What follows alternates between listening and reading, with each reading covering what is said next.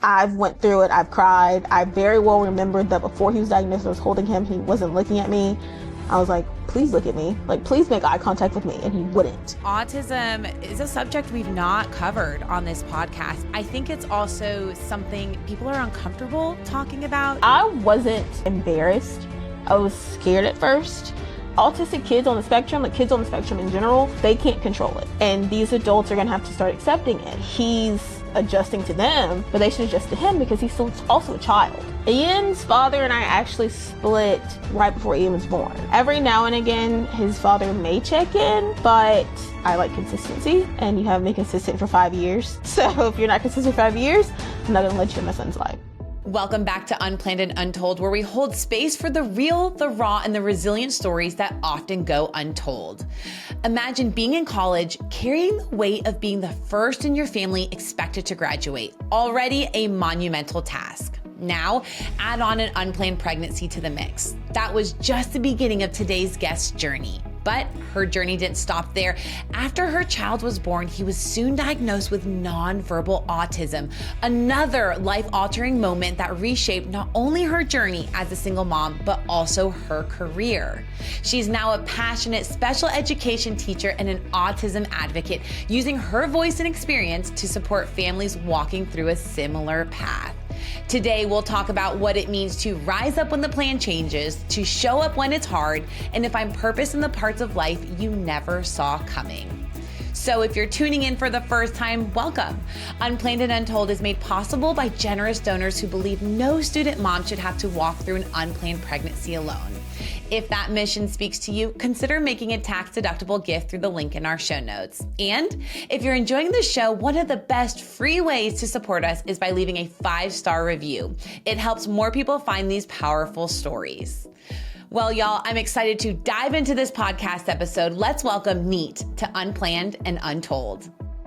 Neat, thank you so much for hopping on the podcast. I have not seen you in forever. It's been quite a few years. Yeah, over six now. Oh my gosh. So for a lot of our listeners don't know, Neat was one of our very first community student moms. I mean, we're talking about around 2018. Is that when you got involved with Baby Steps? Well, it was before 2019.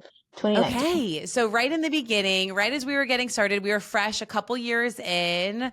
How did you end up hearing about Baby Steps? I actually went to what our university had, or our community had, which was Baby Palooza. Okay. And I ran into the Live in Support, which was Sarah at the time. And I was like, oh, look at that. Because I had read about it a little bit. At that time, I was like 8 months pregnant.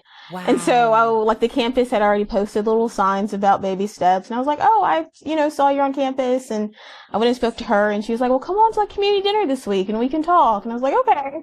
And so that's kind of how I started getting involved. Oh my goodness. And you were 8 months pregnant already. So you're about to have Ian. Yes. Wow. I love it. So Neat, I always start our interviews with a little bit of background about how people were raised, because I feel like that's such an important part of who we are, and it helps us understand people's stories a lot better. So take our listeners back. Tell us about how you were raised, what kind of family you came from, and how you ended up at Auburn University. Well, I'm an Auburn native. Yay. I'm born and raised still here.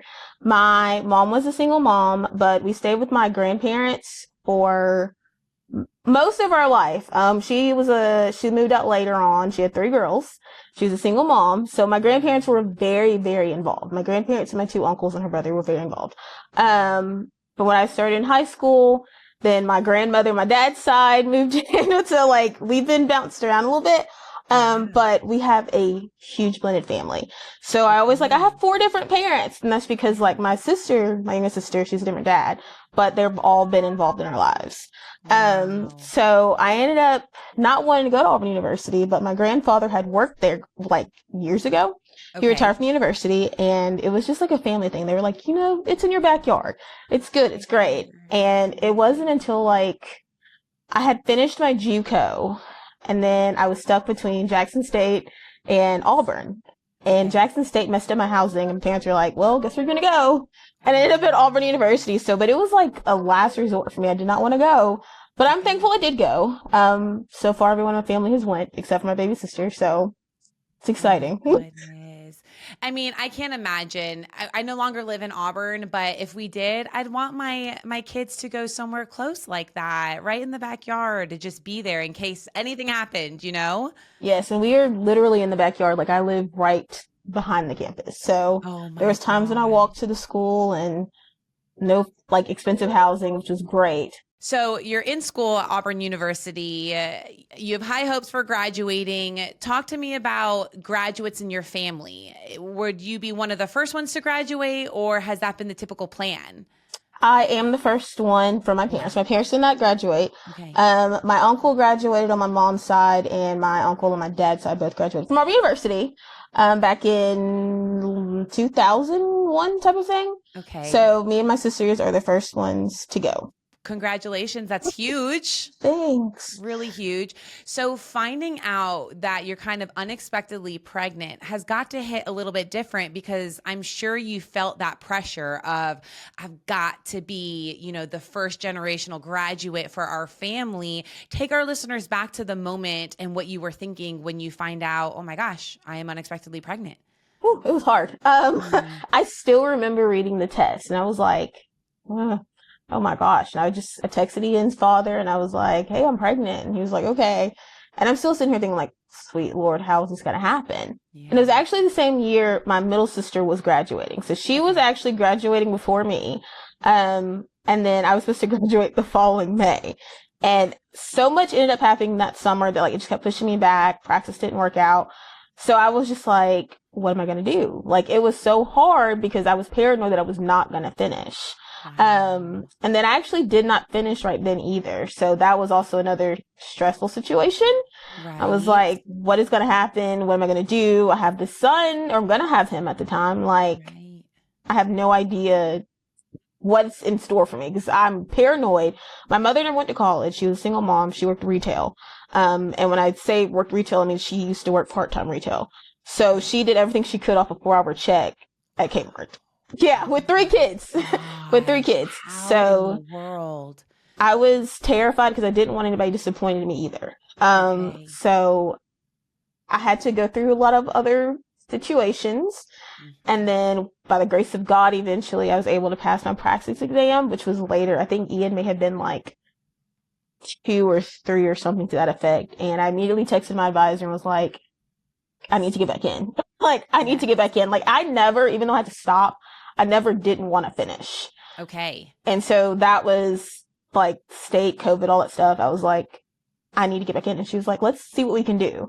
And so by the grace of God, because I only had one semester left, it was my internship that was left. Wow. And praxis was passed and everything was fixed. I was able to start my internship the following semester, after I texted her and had to retake some more classes because I'd been out for so long.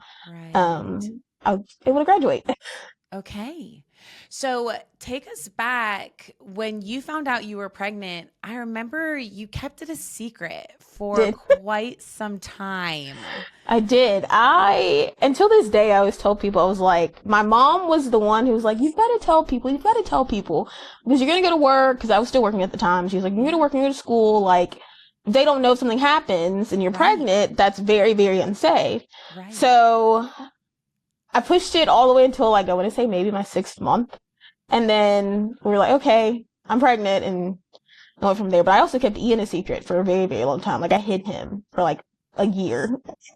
Talk me through this. Talk me through a hidden pregnancy for the most part, and then what you're saying about, keeping Ian hidden. I did not tell. My mom was the first one to know. She Okay. found out maybe like a month or two after I found out. Ian's dad actually told my mom.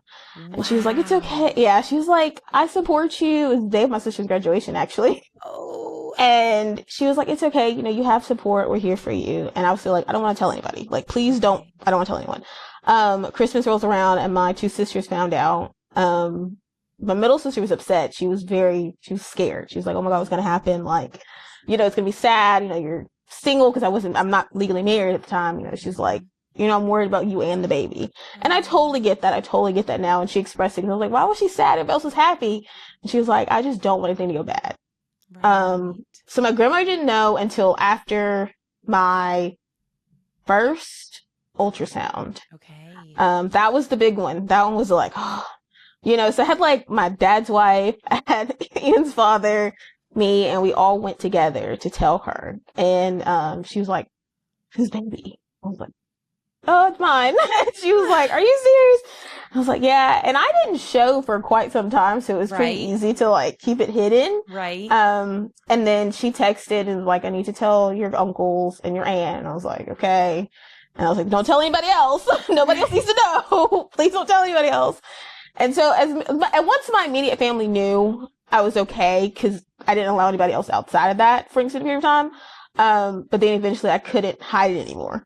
So when I went to work, it was about 6, 7 months.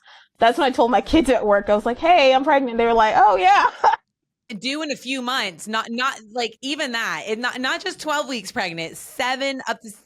Oh I was my not God. telling anyone outside. I wouldn't have told my family for a long time either. I think it's just because I was scared of like judgment. Okay. Because I was unmarried, and my mom always told me, Right. she wanted my grandfather wanted us to go to school. My mom wanted us to, have our degree and be Right. established before we had a family. And here I am, unmarried, without a degree, pregnant. And they're Mm, like, you have your JUCO degree, but at the same time, I'm like, that's not what I wanted. I exactly. also had the same plans that my parents had for me, Right. and it didn't go that way. And you didn't settle, which I love about your story. I mean, multiple things happened in your life where it pushed back graduating, but you kept pushing on until you got what you wanted, which was to be one of the first people in your family to graduate, which is huge. Yes. And I cracked So, jokes about it. what happened with Ian's dad? Is he still in the picture? Was he around when Ian was born? What does that look like? He was not. Ian's father and I actually split right before Ian was born. Wow. I was about 8 months pregnant. And the reason why I remember this very well is because my brother ended up with the TBI the same month. Mm. So with my brother being injured and then me and him splitting right after Father's Day, and then Ian was born that following July. So within the time frame, things just didn't work out. And I'm glad it did because Ian right now is thriving. Wow. And he, it's just me and him, and he knows it's me and him. He knows it's me, him, and grandma, his great grandmother. So he's very, very loved. Um, Good. every now and again, his father may check in, Okay. but I don't let Ian know I don't have any communication there because I like consistency. And you haven't been Correct. consistent for 5 years. So Yep. if you're not consistent Yep. for 5 years, I'm not going to let you in my son's life. Yes. He does have family he knows. His cousin DJ has been very, very involved. Wow. So I'm so thankful for DJ, and I'm thankful for his late Aunt Kay because she was also very involved. So he knows he Oh, has a dad side. But right. as far as knowing his father, until I get some consistency, that Yeah. will not be there. And so how old is Ian now? Ian will be 6 July 31st. Gosh, how is he He 6? just Oh, finished kindergarten. He just stop finished it. kindergarten. Yes. And you've been single momming it this whole time. Yep. Oh my word. So But I love it. what characteristics do you feel like have helped you push through all these obstacles in life being a single mom? It is determination. Mm, For sure determination, because once I got what I wanted, I kept wanting more. And I was mhm. like, I'll look at him and I'll be like, you can have this. You can have this. I'm going Right. to get it for you. Like, I Yeah. want you to get it. And Yeah. the more that I want, the more that I press forward, the more that I pray about it, the more God gives me. And that's just Mhm. what I keep going on. That's the only thing I can keep going on because I know that he also wants to thrive. And Right. he is. He wants to Right. learn. He's very, very tech savvy, and Mm, he's very curious. And I'm like, well, I want you to learn whatever you can. I need you to learn mhm. whatever you can. With him being autistic, that involves a lot of outside help. So with me knowing that he's autistic and he needs the extra help, I'm always pushing myself to do more, to learn more so that I can get what he needs. Absolutely. That's my goal. That's what I need to do. Yes. And now autism is a subject we've not covered on this podcast, but it's very prevalent in the world. And I think it's also something people are uncomfortable talking about to a certain extent. So I would love to just knock down this door and discuss it with you because Ian changed the trajectory of your career path. Is that correct? He did. Walk our listeners through how his diagnosis completely changed changed what you were wanting to do with your life and how you are now super entrenched in this advocacy world for autism. So I originally was a history major, secondary social sciences, and I taught history. But Ian was diagnosed with autism at right before he turned 2. I kind of already knew there was a chance because when he was an infant, he was showing signs. He would not make eye contact. He was late developing. He wouldn't walk like he wouldn't his milestones per se what they were expecting him to. What most people don't know is that Ian has an older half brother that is also autistic. Okay. So when he wasn't speaking, I spoke to his speech therapist at the time, and she was like, "I'm concerned." I gave her the full history, and I brought up his older brother is autistic. And she was like, "Here's these flags." And she immediately was like, "If you don't mind, can we refer him to be tested?" I'm all for it. I already knew that intervention was key, so I was like, I'm all for it. At the time, that was the only thing I knew was that intervention was key. Yep. So I sent it to the pediatrician. The pediatrician said no. So I told the speech therapist, and she was like, I know that she was hesitant. So I was like, oh, it's no problem. I switched pediatricians. And that one said yes. Wow. So we started moving as fast as we could. And at the time that everything is happening, I'm still learning. So I'm like, oh my gosh, like what's going on? What's happening? And he's transitioning to the age of 2. And so I'm still like, I have to find these programs for him. And I'm researching. My grandma's looking and researching. My mom's looking and researching. And it's like, I'm going to school. And you're young and you're a single mom, all the things. And here you are with this giant puzzle to figure out, you know, essentially with your family and yourself. And he's the first autistic that we have. Wow. So we're all learning with it. Yes. I had, being secondary, you know, you come in contact in the classroom with certain kids that are autistic, but they're not low functioning autistic per se. Okay. So at this point, I still don't know the exact extent behind the laws of the IEPs, the exact extent of what happens in a resource in a self-contained classroom. By the grace of the good Lord, I was looking into programs, and Alabama A&M had a grant that was presented to them for special ed. So I actually didn't apply to the grant, but I applied to the program. Okay. And some kind of way, they still found my application, and they reached out to me themselves. Wow. So they were like, hey, we got it. And I was like, well, I was honest. I was like, look, I do need the degree, and I would love to not pay for it, but do not take this spot from someone else. And later on, they accepted me to the program. And I did the minimum amount of coursework that I had to do to start teaching. Okay. And once then, I started going to special education. So I am actually in Ian's school. We were on the same hallway together. I work with his teacher. So I am super involved with it. And everything that I learned, I'm willing to tell. So my friend, she has an autistic child. And I'm like, hey, you know, we can do this. We can work with this. This is what I know. This is what I've learned. These are the laws that we have. These are the programs we have. And if it wasn't for like being in the classroom and being involved with like the closeness of the special education, I probably would have been totally out of it. But I'm in it and I'm learning, and it's helping Ian. And 3 of my kids hit their goals this semester. So I am on it. I'm so excited. So what were some of the first things you had to learn or adjust as a parent of a child with autism? Patience. And acceptance. I wasn't embarrassed.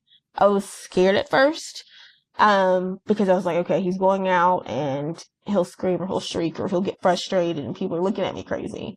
Okay. And I was like, yeah, that's not my problem. For a minute, I had to accept that he's adjusting to them, but they should adjust to him because he's still also a child. And I will never forget, we went to Albee Claus one year and he's screaming in the elevator. It was a new venue. And the mom was like, don't ever apologize for your child. Aww. And since then I've been like, oh, she has a point, because they can't, like autistic kids on the spectrum, like kids on the spectrum in general, they can't control it. Right. And these adults are going to have to start accepting it. And so like people do still give like looks, or they'll, you know, question. And I'm like, you've questioned, I'll answer it. I'll answer whatever you need me to know. At first, it was so hard because he's my first autistic person in my family.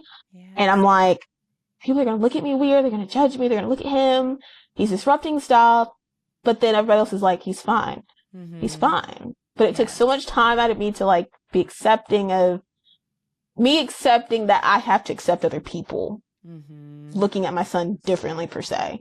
And the patience, because he's nonverbal. Okay. So he cannot communicate. His communicate is with physical meanings.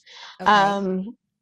per se, people would say aggression at times, and I don't like that word. I do Sure. not like the term aggressive kids because they I are agree. communicating. They Yeah. are communicating, and I feel like when you say your child is aggressive, you're not listening to what they need. You It automatically sounds like they're assume intending it to be a does. certain way. And Hmm. I wholeheartedly not agree with that word. So he'll grab my hair. And Ian is very, very intentional. Like he knows who to grab and who not to grab. He is so smart when he's like, oh, this is my person. I can do this with this person. This is not my Right. person. I can't do it with that person. And that is one thing where I'm like, the aggression situation that people say, I don't like that because Right. these kids know. They absolutely know what they're doing, how they're communicating, who they need to communicate to. So the term aggressive kids or behavior kids bother me because the only thing they're doing is communicating. Like Absolutely. they just want you to know something, they need you to know something. Ian has gotten a communication device, which we're working on. Okay. That's a lot of growth. So hopefully with that and some more therapy, he won't necessarily grab my hair all the time, but as time goes on, he'll adjust. He'll adjust. So the communication device, is it buttons that will help him be able to say what he needs at that moment? Yes. So it's actually an Wow. iPad. Wow. It's an iPad and it has like these like buttons. They are buttons like the touch screen, but it has Okay. like the picture on it and I can customize it however I want to. So Wow. my para's on there, our janitor's on there, his teacher's on there, and they have their pictures. So you just like Yes. click. So he'll be like Coach Green or Mr. Spillman and has like, that's who he wants. Which Wow. I love it. The options are endless with that. It was hard for us to get it, of course, because they don't just give them out to anyone. They have to qualify for it and they have to be able to use it. So eventually, and I'm claiming this, God is going to let me have it. He will be able to make a speech on this device because it has been done before. So I believe that my Wow. child eventually will be able to Yes. communicate full sentences, which I also love about the device is that they do read too because they Okay. have to pick out the words. So they'll start recognizing the words. Yep. That's something I also love. Yes. How do you think he's progressed since you were able to bravely walk into, a pediatric clinic and firmly tell them, okay, he needs to be tested. We need to start working on things. How have you seen him progress since that moment? He's getting better. Since that, he started our Happy Tree program, which is our special ed program. He Yeah. did that for a year and a half, and he's become sociable now. So he's Okay. able to go out and be curious. He doesn't freak out anymore when it comes to people. Okay. He knows what people he vibes very well with. Yep. So you'll see him like go up to someone and be like, and he'll look at him, which I love because at first he would cling to one of us and not let go. And I'm like, you can't keep doing that. Like, Yeah. so now he'll get comfortable and he'll walk around. He also, when we would go out and do certain events, he would like go and just sit in a corner and stay and he wouldn't want to try anything. So now he's like, oh, I can go do slides or I can go do bouncy house or he'll pull and push. And that's something I also love. I love that he's outgoing. Right. He's had 3 different speech therapists, which is something that bothers me a little bit, but he is starting to like use his device and make some sounds a little bit more, which I know he's hearing. I know he's now that he's with school and he's been through his preschool because he had to qualify for it. Right. He's hearing things. So his communication is improving, which is huge for me. Oh, that is awesome. What are things that you feel like are misconceptions among the autistic community? That they can't learn, that they don't Mm, listen, that everyone has a behavior problem, that if they're autistic, they will not be successful. What people forget is that it's a spectrum. So mm, like, it's not just people that are sitting here stimming. You can have a person sitting next to you and be autistic and you would never know. right. And what I do also love about it is that, and I still haven't figured this out yet, autistic people notify autistic people. Like they notice them very well. Ian and I had walked into, and I love this woman, walked into the World Market and Ian was like, he was tensed up and she was like, it's okay, you're good. I was like, Ian, like, she's so nice. Like, look at her. And she goes, it's okay. I'm autistic too. I understand. And Oh. I went to the car and cried. I went to the car and I cried because I was like, how did you know? And she's like, yeah, I know. You pick up on it. And I was so thankful because she was just like, he's going to be okay. And he was way younger than he is now, but like, she was like, she's like, look at me. Like, I'm fine. Wow. Um, But people just don't realize that it's not just a kid who's nonverbal. Right. It's everything. And it's also those kids that are nonverbal, those kids that are low functioning, they can learn. They will Exactly. learn. You just have to find your consistent schedule. You have to be patient. You have to be accepting. You have to be understanding and find what they need and what they're willing to do. It's the same thing as when you teach the other kids. Some stuff that they don't like, they're not going to be motivated to learn it. But the moment you give them something that helps support that, they'll do it. They will do it. Absolutely. I feel like this topic is definitely, it comes up, now and again. I was talking with another person on an episode about Love on the Spectrum. Have you seen that show? And I'm just curious, as a mom who has a child on the spectrum, what are your thoughts? I've seen some clips of it. Okay. So I haven't seen it intentionally completely. Now, Ian is affectionate. Okay. There are some, which was huge for us because there's some people that are autistic that are not affectionate. Yeah. And it's just a part of the autism spectrum. So Ian will give you a kiss. If you want a kiss from Ian will kiss you. He will hug you. He's a lovable boy. His teachers are like, you gotta man him up. Stop doing that. And I'm like, okay, but he's showing affection because other kids will not do it. Right. To say if he'll fall in love with someone one day, I'm not sure. Yeah. I would love for him to. I really would. So I think only time will tell. Right. But I love to see it. Absolutely. I love to see it.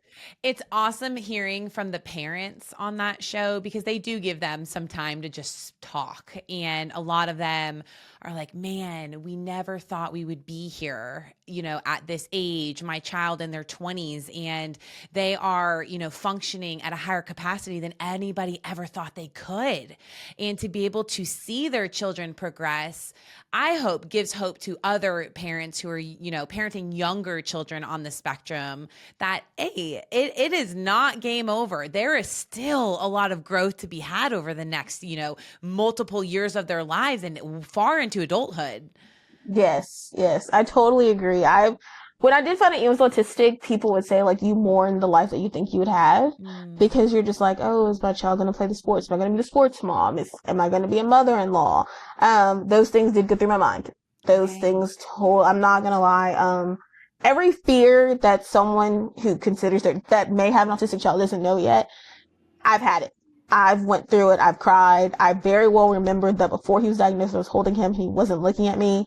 I was like, please look at me. Like, please make eye contact with me. And he wouldn't. But I also am not going to sit here and say my child's never going to do it. Like, do I know there's a chance he may not? Yes, of course. That's something that you have to accept when you have a child on the spectrum, a lower part of the spectrum. Like, it's okay. But is there also a part of me where I'm like, he'll get it. He'll get it. He'll get something. He'll get a little bit.